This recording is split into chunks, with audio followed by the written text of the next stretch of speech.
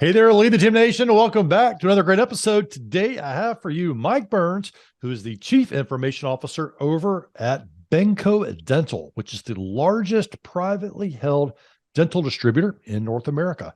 He's had an untraditional career, starting over in software development, a detour into sales operations, and then back over to IT, which now encompasses traditional IT, but also enterprise-wide project management and continuous improvement. And then on the big news front, after 11 and a half years at Benco, he's actually quitting in May.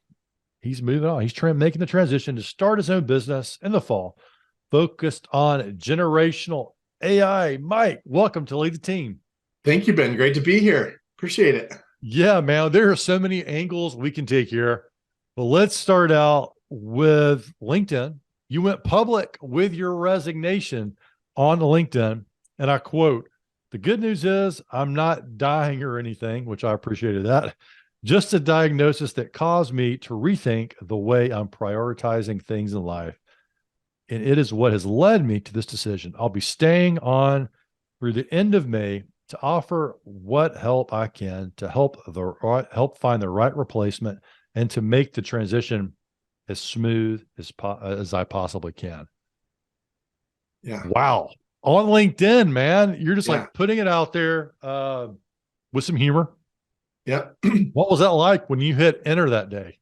It's interesting. I wasn't planning on putting out the message there that day. I'd communicated internally to the company that I was going to be leaving, and my inbox started blowing up with people saying, "Hey, is this true? This can't possibly be true." And I was like, I don't want to answer dozens of these messages one at a time. I need to get a message out so that people understand what's going on. And a lot of them were folks interested, in applying for the job, folks I've worked with at Benco and other places. There was just literally hundreds of people that wanted updates, and that was the easier way for me to communicate it.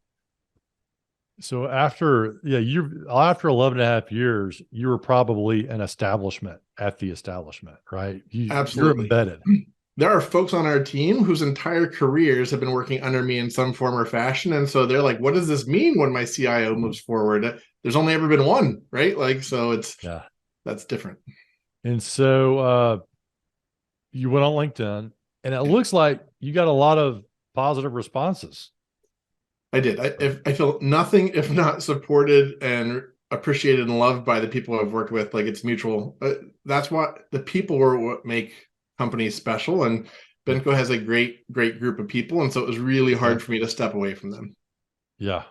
Yeah. Well, and it looks like you're going the extra mile to try to find your replacement. Absolutely. Really trying to leave them in the best spot possible. What's the response that you're getting from them? Hugely appreciative. It's one of those things where I really wasn't planning on leaving my job this year. So it was sort of a surprise for me as much as it was, the people around me, including the ownership of Benco. Not going into too much detail, I did get a diagnosis at the end of last year that just made me realize that, the future isn't ours the way we think it is sometimes. And so I really wanted to work through my bucket list and focus on the things that I don't want to have regrets on. And first and foremost for me, that's spending time with my 13-year-old son, Ethan, and really starting my own business. And so I'm prioritizing things to make sure I take care of those two things first. Beautiful, man. Yeah. Yeah. It's amazing. We had those moments of inflection. You're like, oh yeah, it helps us remember maybe our dreams, how we want to prioritize things in general. And so you're using this to get into generational AI. What is generational AI? Think GPT, right? So, and that's a whole lot of technologies. People think just chat GPT, but you can use these transformer models for everything from images to protein folding. But it's been fascinating. I was an earlier adopter. I've been playing around with this stuff for the last, say, 18 months. And I think you've had other guests on that have talked about it. In my opinion, this is almost an inflection point in the business industry like the internet was back in the 90s. And so I think we're looking at that level of an inflection point. And so as I look at the opportunities around, now's the right time to try to ride that wave. And so what is the business you're getting into with it? It's interesting. I've been planning on starting a business for years, and eventually it was going to be a few years out. But really, I visualize it that I'm driving down the road towards this destination, and I've got all these technologies that have interested me. As I'm driving down the road, I literally see a unicorn over here, right? I'm stopping the car, I'm getting out, I'm paying attention to this thing that's happening in the world. And so really over the summer, going to take a deep dive, really as a sabbatical into AI and Okay. spend all the time I'm not with my family. Because while I have ideas right now, I'm not nearly as close to the underlying technology as I want to be. So giving myself the time to focus on really getting deep into it over the next 3 months. And then I will announce to the world where we're going after that. Cool. So you're envisioning a business that's a service or a product or all the above, or Product, definitely a SaaS product. Where I'm seeing is, I mean, Benco is we're using these technologies all over the place. I could give you a half dozen places where we're already making a business impact, and okay.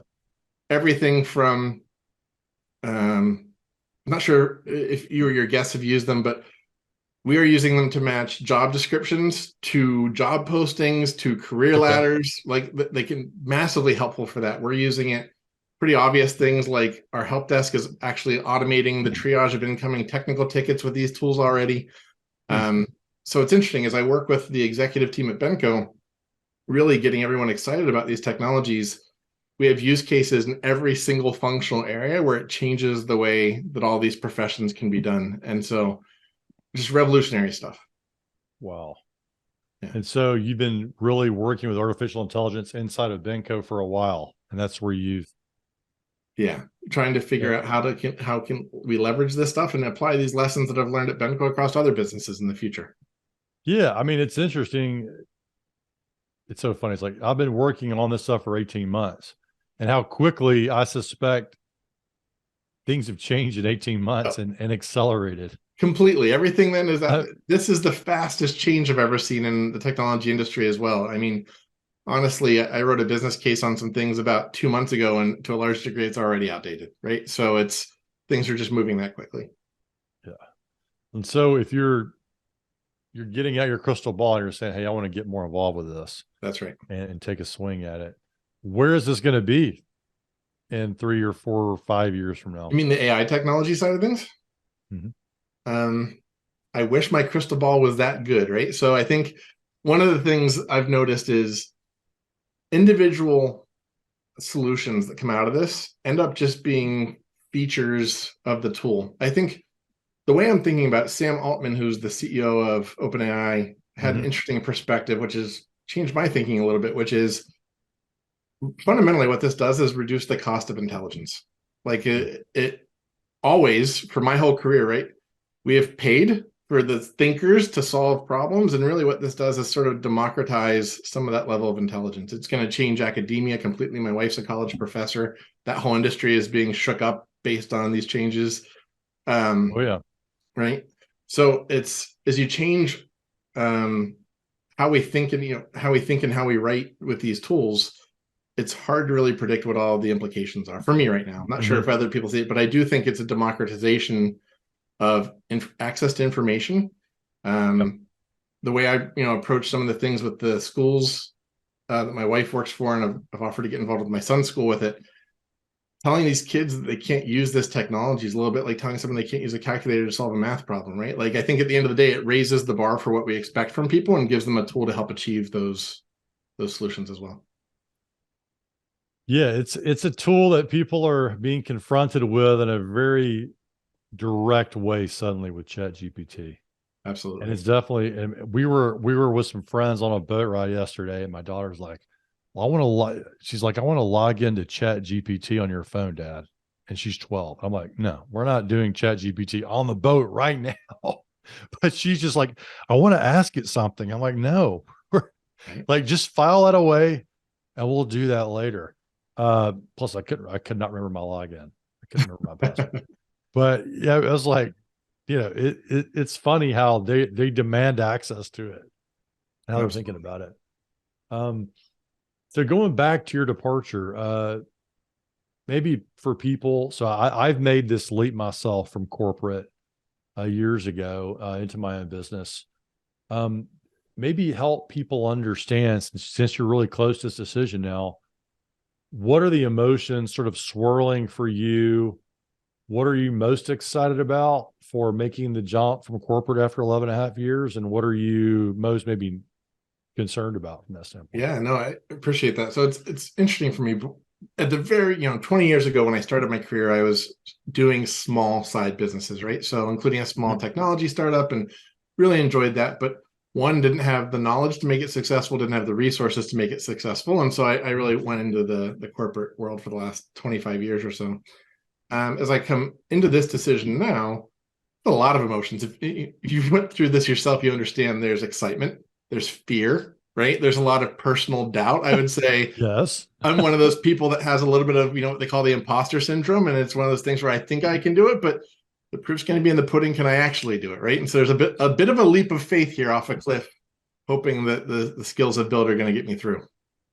Yeah, that's so good. I remember it well. I kind of did I like a side hustle for years, and I had a feeling that, I knew I'm okay. If I left tomorrow, I would just spend more time, which it sounds like you're planning to do, is spend more time on what you want to be growing. When you're 100%. in corporate, some people say, well, you can just do a side hustle for years. But it was amazing when I thought I was dedicating plenty of time outside of work, and I had, but when I did make the change, I realized how much creative capacity was freed up because I'd been utilizing so much of that in my corporate job.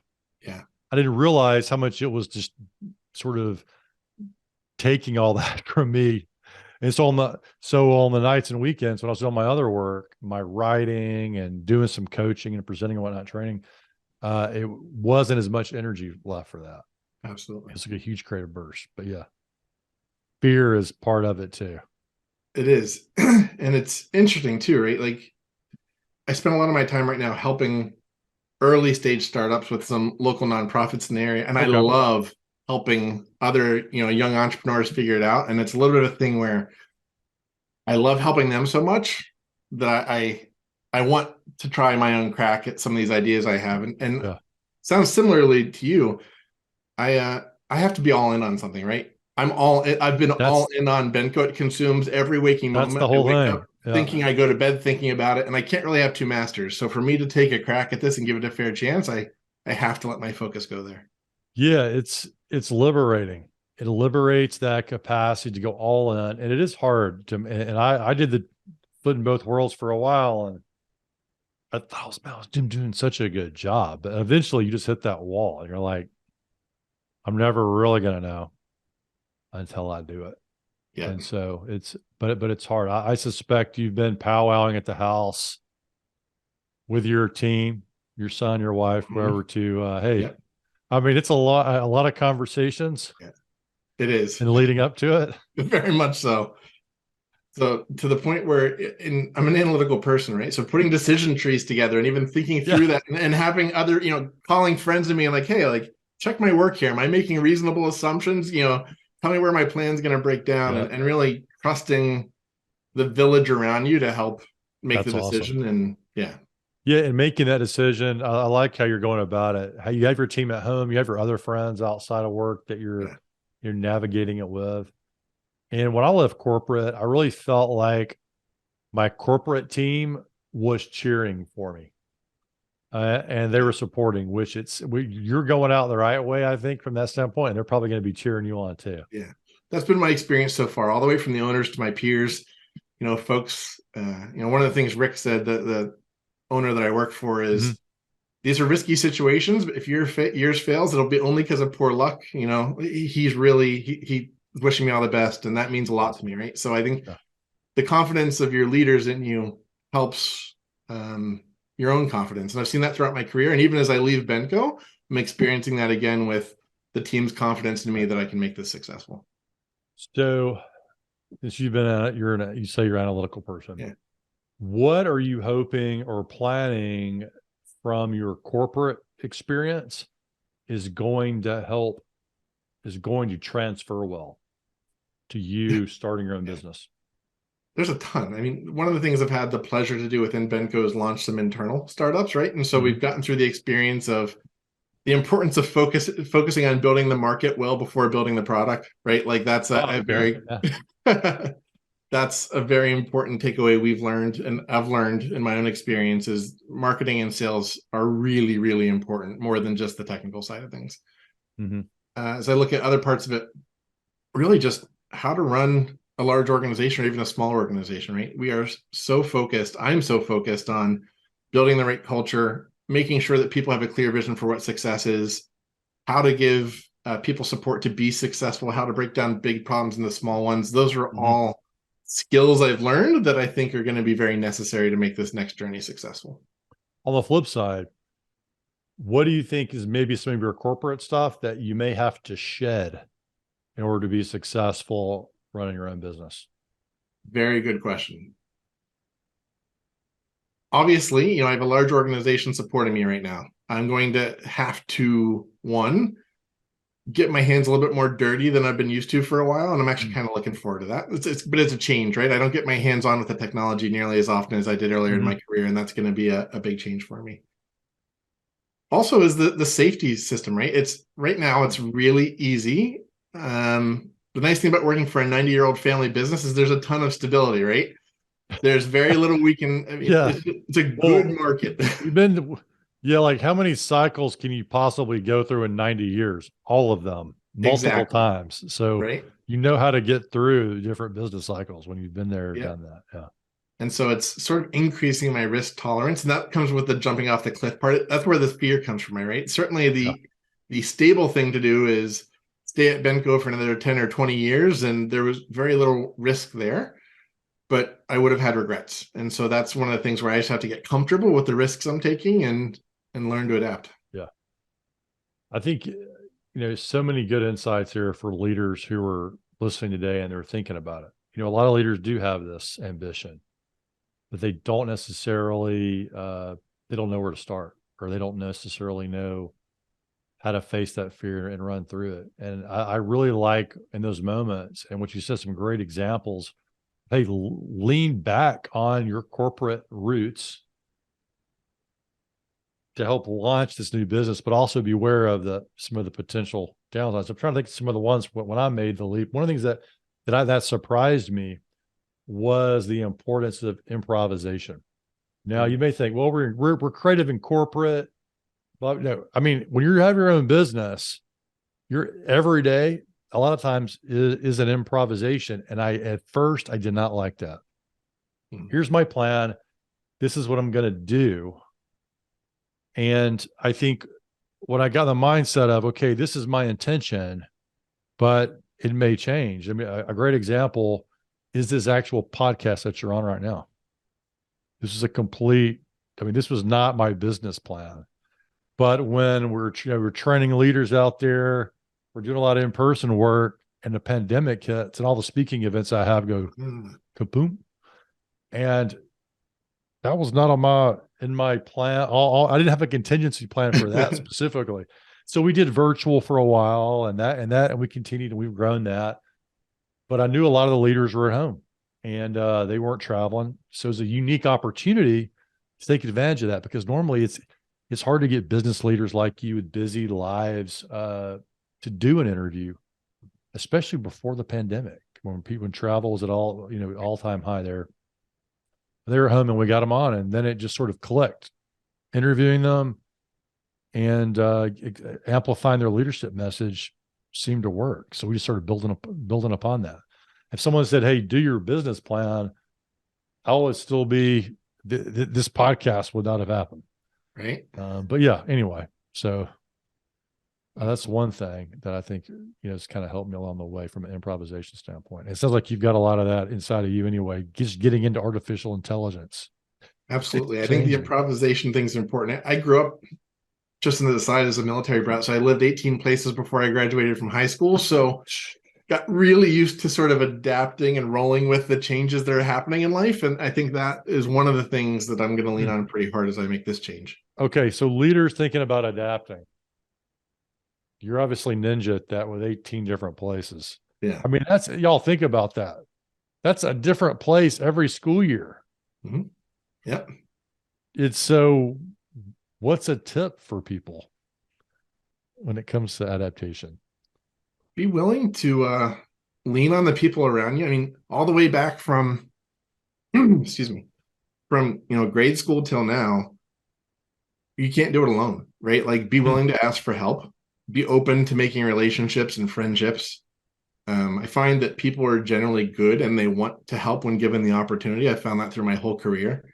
And so I think that's one of the things I plan on leaning on is I have a great extended network around me of people who are encouraging and cheering for me. And I think other people would find they have that as well if they look around and see all the people cheering for them. So what's the secret to that? Because if you're 18 places in that many years, Yeah. you're meeting a bunch of strangers constantly. Yep.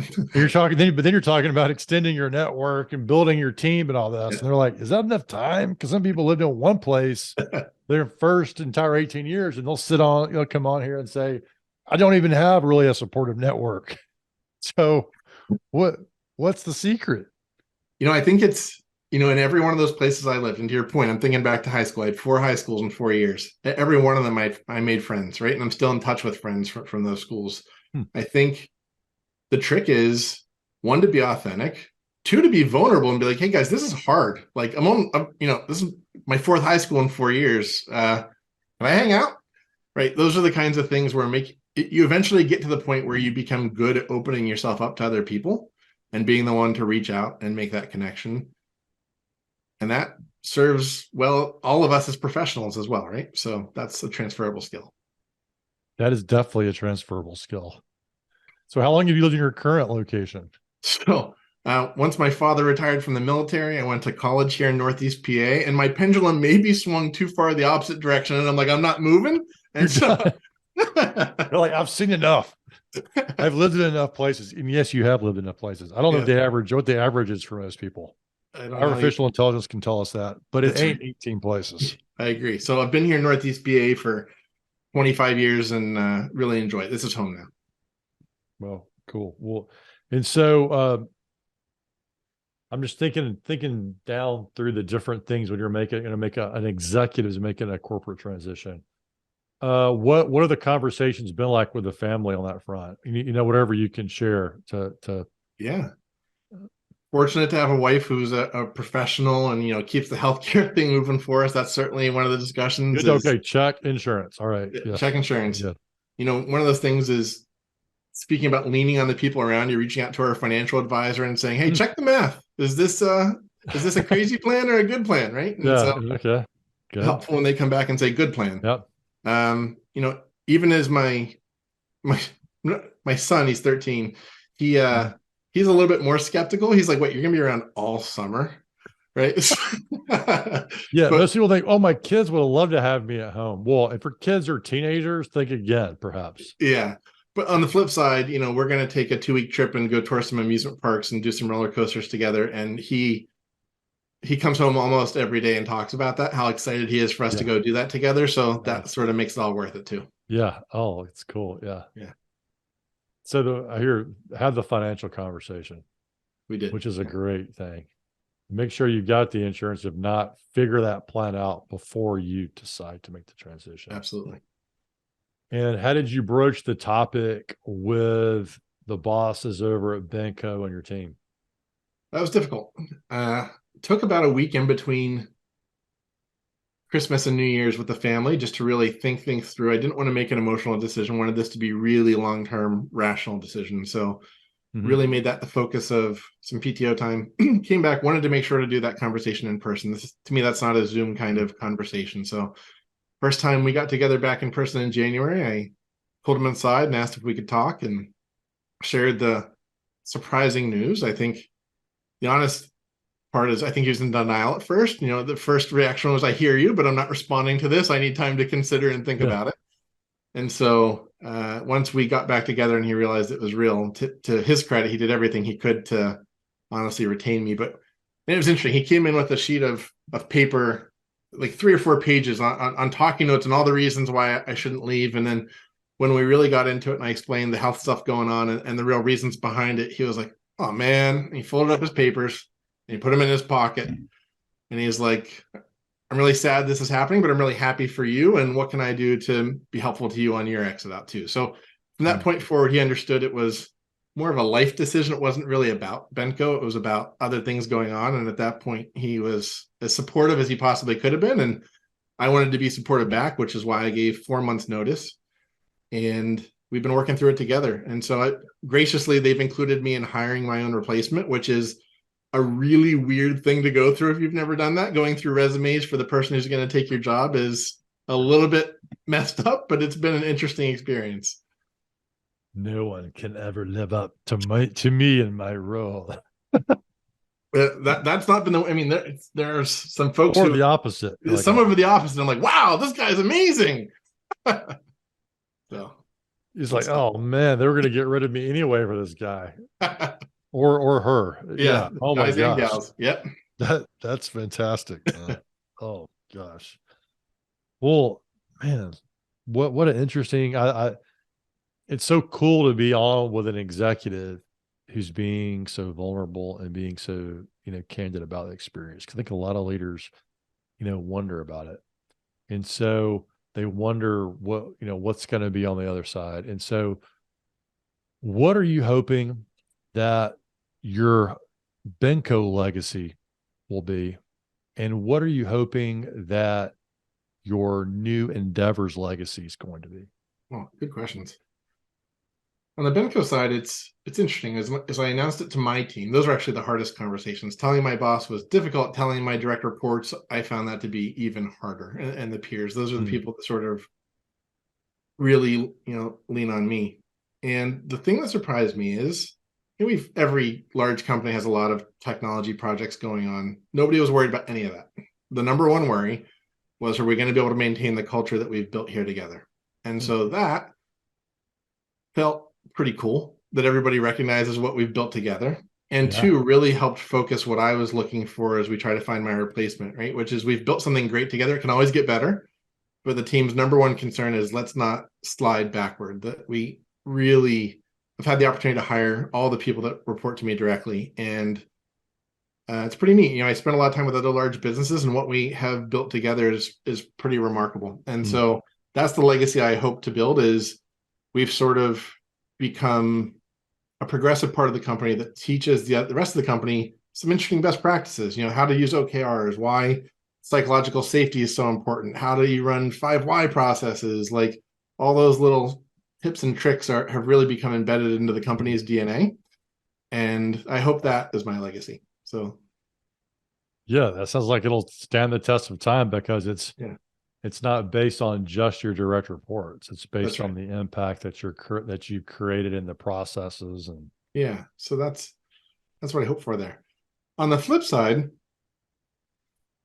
really to make a difference both for my family, but also to help guide where these technologies are going in a way that's going to be helpful to our society. I think there's a lot of, for as much excitement as there is around AI, there's maybe even more fear. Like when I talk to folks in my circle about what they think about this, I get fears and concerns almost more than I get excitement. And so making sure that we're building these tools in a way that is sustainable and is a net good for the world is really important to me, because I think there's a lot of people out there that are going to make a scramble, try to make money on the stuff, and don't worry about who it hurts along the way. And that is not the way I want to approach this. So you want to help shape the direction. Yes, very much. Where this is going. Yeah, that's a very noble cause. And there are so many ways that it can work out. And there's so many ways that it starts to get a little bit crazy. We've had a few people, on to talk about. We had the chief, we had Seth Dobrin on from IBM, who was most recently the chief artificial intelligence officer there. And now he's gone to work for Manoush Saxena, who's also been on the show, who invented, or he's the one that came up with, he was the general manager of IBM's Watson back in the day. The Jeopardy winning robot. And now he's created the Artificial Intelligence Institute, or it's the basically, I forget the name exactly, and I'll put it in the show notes, but it's an institute that basically studies and is trying to shape it from maybe more of an academic standpoint of where artificial intelligence is headed. Absolutely. because man, it can be so great, but it can also be an issue. It's such a pivotal point, right? And now's the time to make the biggest impact for sure. Yeah. Yeah. And we're relatively early on in this, but the time is accelerating so quickly due to the technology. Yeah. Agreed. What's your greatest hope for AI? And what do you think or maybe start with the biggest, do you think a danger when it comes to AI? And then maybe what's the greatest possibility there?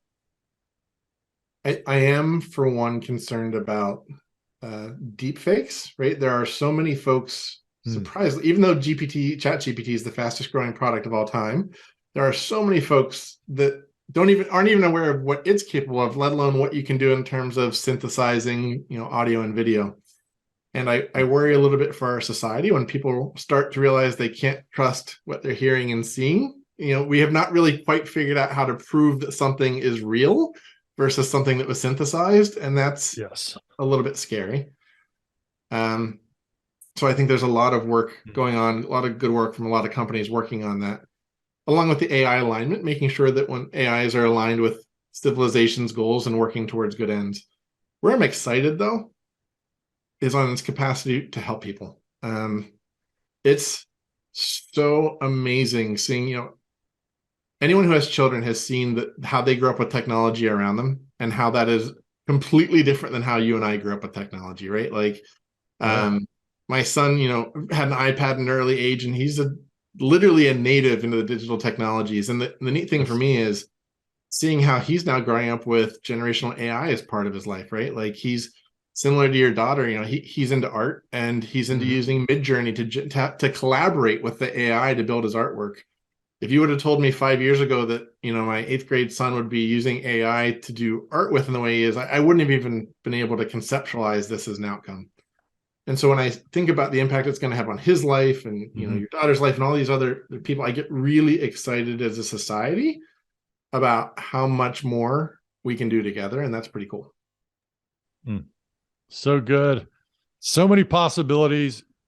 Glad to have you on the case, Mike. Thanks, man. Appreciate it.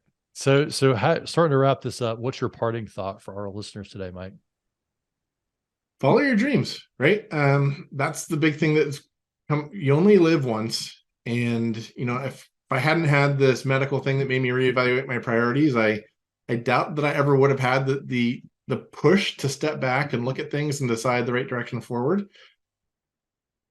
And I think that's valuable. So in some ways, I'm really thankful for the diagnosis I got, because it gives me an opportunity to step back, figure out what's most important, and then direct all of my attention and effort towards those things. And I think that always would have been a helpful thing to do. I just didn't have the push to do it earlier on. I love it. Inspiring and motivating interview today, Mike. Thanks for coming on the show.